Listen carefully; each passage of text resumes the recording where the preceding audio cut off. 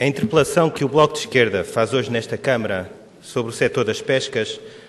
tem o propósito fundamental de esclarecer os açorianos sobre qual a política de pescas que o Governo Regional tem para a região autónoma dos Açores.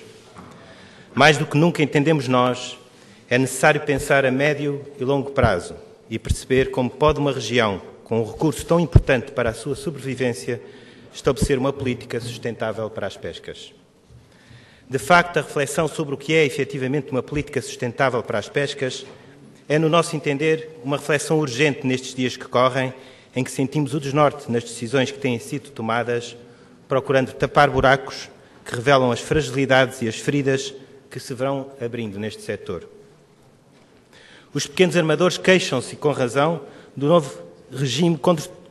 contributivo para a segurança social, argumentando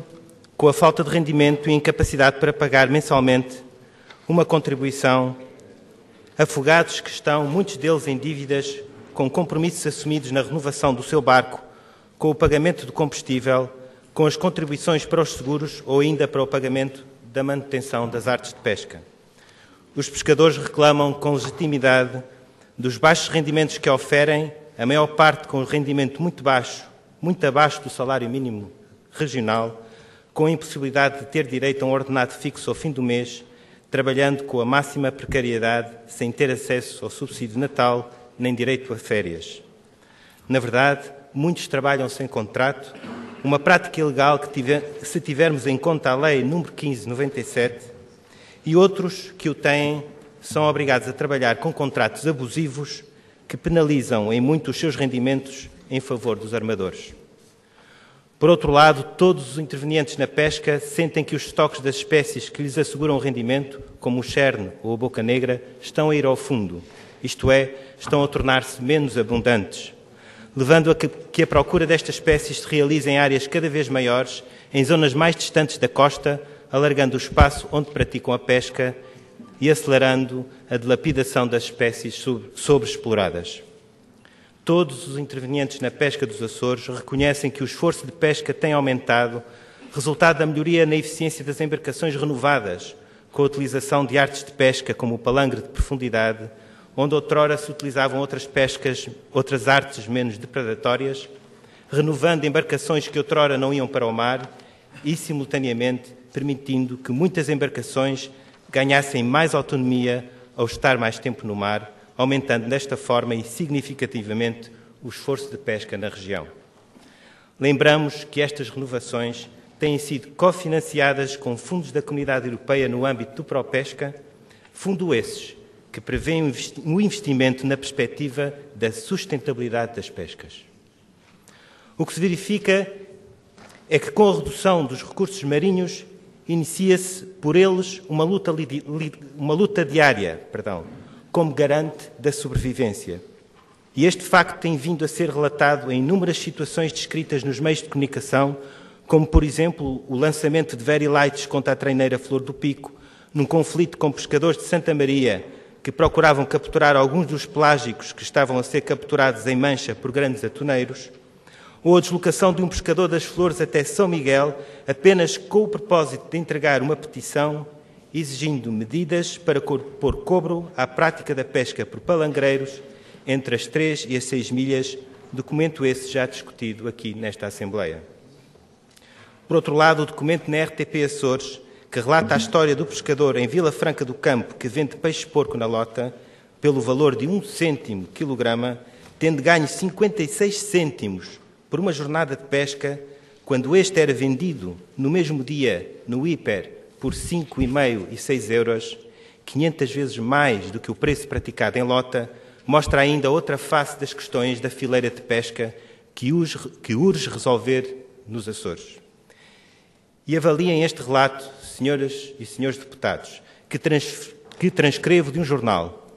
Não é admissível que esteja chicharro à venda por 7 euros no comércio e que se esteja a deitar peixes para o lixo. Embora isso seja uma situação da responsabilidade da organização de produtores, a verdade é que o Governo Regional não vai tolerar esta situação por muito mais tempo, avisa Ricardo Rodrigues. O nome Ricardo Rodrigues não é um engano. Esta situação passa-se em 18 de julho de 2003. Um cenário degradante, cito, na opinião do então governante, e que continua a ser degradante hoje, passados sensivelmente 8 anos. Senhoras e senhores deputados, este estado de coisas não é resultado de uma inevitabilidade, mas sim de opções políticas tomadas ao longo dos últimos anos e que, se por detrás destas opções existe uma estratégia com vista à sustentabilidade das pescas, na verdade não a conseguimos vislumbrar. Havendo-a,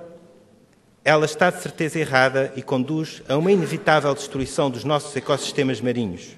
Se os erros se pagam caros, então, neste caso, o preço é bastante elevado. Nos últimos anos apostou-se na melhoria das condições das embarcações de pesca dos Açores, mas apesar da diminuição do número de embarcações, como apontam as estatísticas, aumentou-se em muita a eficácia das que permaneceram, aumentando o esforço de pesca no mar dos Açores e, sobretudo, nas zonas mais próximas das ilhas, onde a maior parte da frota pesqueira atua. O processo de renovação pretendeu dar à região melhores condições de trabalho aos pescadores e também permitir melhor acondicionamento do peixe capturado, mas teve o efeito pernicioso de permitir o aumento do esforço de pesca na região, com, por exemplo, o aumento do número de barcos com a arte de pesca de palangre, alguns deles que se dedicam a uma pesca intensiva, não utilizando o apoio de terra para preparar o aparelho de pesca, pescando continuamente no mar, como é usual numa pesca industrial. Por outro lado, os pequenos armadores e pescadores acabam por ser vítimas deste processo de renovação, porque os armadores que se endividam para adquirir barcos com mais condições, na lógica de procurar obter mais rendimento, só o conseguem à custa de um esforço adicional de pesca que acaba por não ser compensador. Este ciclo vicioso, que se inicia com a procura de melhores condições, que permitem pescar mais, procurando mais rendimento, é um ciclo ruinoso para a pesca e para os próprios armadores e pescadores. Esta gestão parece querer ser feita privilegiando a quantidade e não a qualidade. E nem os rendimentos dos pescadores aumentam, nem os ecossistemas marinhos são protegidos. E quando o Governo Regional faz uma avaliação do setor, contabiliza-se o valor global do peixe pescado, não fazendo distinção entre as ilhas e entre o resultado da captura de pelágicos versus demersais, esquecendo-se as diferenças de organização dentro das diferentes ilhas. E esta avaliação, por descuido ou por maldade, serve de pretexto para não atribuir o fundo de pesca aos pescadores,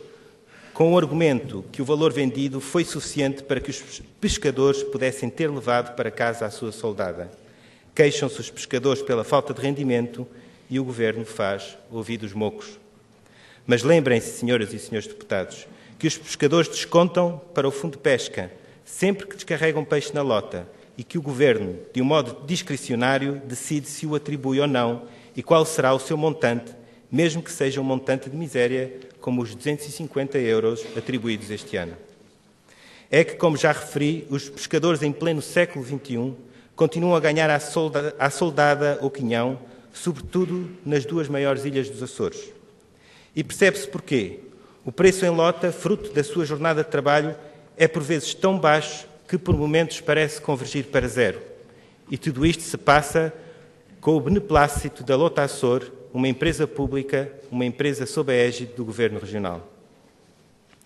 Em resultado da distribuição, depois de terem de aceitar a partilha do resultado da venda, muitas vezes em mais de 10 partes, onde o armador fica com a maior parte, os pescadores arrecadam uma miséria por uma jornada de trabalho difícil e, por vezes, arriscada. Entretanto, na comercialização, com a complacência de uma lei descuidada, os compradores obtêm lucros que ultrapassam muitas vezes os 100% e 200%. Finalmente, e com o novo regime de contribuição para a Segurança Social, os pequenos armadores deram o sinal de alarme. Como podem pagar o valor da contribuição social dentro deste novo regime, com os encargos acrescidos de combustível nos seguros e com os investimentos realizados e em dívida ao longo dos últimos anos? Senhoras e senhores deputados,